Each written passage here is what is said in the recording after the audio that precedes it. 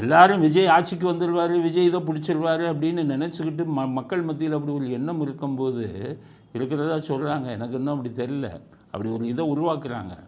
விஜய் ஆட்சிக்கு வந்துடுவார், அடுத்து விஜய் தான், மக்கள்கிட்ட மாற்றம் தெரியுது அப்படின்னு பேச வைக்கிறாங்க. அப்படி இருக்கும்போது அவருக்கு இது பண்ணுற ஊடக வரை 15 to 20% இருக்குதுன்னு சொன்னால் மற்றவங்களுக்கெல்லாம் என்னது இதாகிடும், ஐயே விஜய்க்கு 15 to 20 தான் இருக்கான், விஜயகாந்துக்கு அதே அளவு தான் இருக்கான், அப்போ எங்கே விஜய் முதலமைச்சர் ஆகிறதுன்னு விரக்தி ஆயிடுவாங்கல்ல. அப்போ இந்த பிரசாந்த் கிஷோருக்கு அடிப்படை தத்துவமே தெரியலையே. இவ்வளோ குறைஞ்ச வாக்கு இது இருக்குதுன்னு சொல்லி வெளியில் சொல்லலாமா? அது விஜயுடைய வருங்கால அரசியலை பாதிக்காதா? 40% இருக்குது, 35% இருக்குன்னு பொய்யாச்சுன்னு சொல்லணும்ல. நீங்களே 15 to 20ன்னு சொல்கிறீங்கன்னா அது நாங்கள் சொன்ன கணக்கு. நான் சொன்னது 10% தான். அந்த 10% இருக்கிறது இருந்தால் தான் நீங்கள் 20ன்னு கூட்டி சொல்வீங்க. அப்போ விஜய்க்கு இருப்பது 10% ஓட்டு தான். நீங்கள் அதை 15, 20ன்னு சொல்கிறீங்க.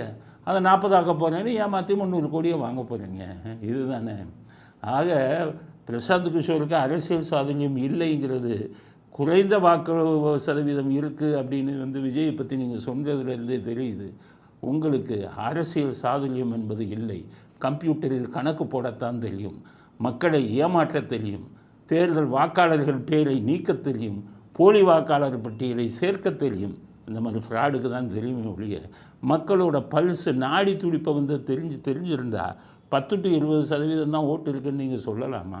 சீமான் பணம் கொழுப்பு அப்படின்னு, அது கரெக்டு தானே. பணம் கொழுத்து போயிருக்கு, எங்கெங்கிருந்தோ வருது, அதனால் அவருக்கு இருக்கிறாரு அப்படின்னு உடனே விஜய் இதுலேருந்து பதில் சொல்கிறாங்க. விஜய் பேச மாட்டார் இல்லை, அவர் தொடர் நடிகை. அவர் சீமானுக்கு பதில் சொன்னால் நாளைக்கு உதைக்க வந்தால் என்ன பண்ணுறது அப்படின்னு பயப்படுறாரு. உடனே அவர் கொள்கை பரப்பு செயலாளர் அவர் சொல்கிறார், இன்றைக்கி இருக்கக்கூடிய தேர்தல் நிலவரம் அவருக்கு தெரியலைங்க. அவர் 2005 கட்சி ஆரம்பித்தவர் சீமான்.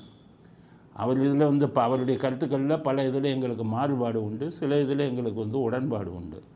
இருந்தாலும் அவர் தேர்தலில் அனுபவம் உள்ளவர். 2005 கிட்டத்தட்ட அவர் இப்போ கட்சி ஆரம்பித்தே 20 வருஷம் இருக்கும். அதனால் அவருக்கு இவங்களை விட விஜய் விட நல்ல அனுபவம் உள்ளவர் தான். அவர் சொல்கிறது ரைட்டு தானே. பணக்கொழுப்பை உங்களெல்லாம் பிடிக்கிறாங்க.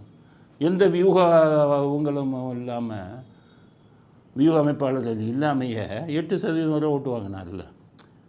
அதனால் இவர் சொல்கிறது ரைட்டு, பணக்கொழுப்பு அப்படின்னு சொல்லி சீமான் சொல்வது தான் சரி.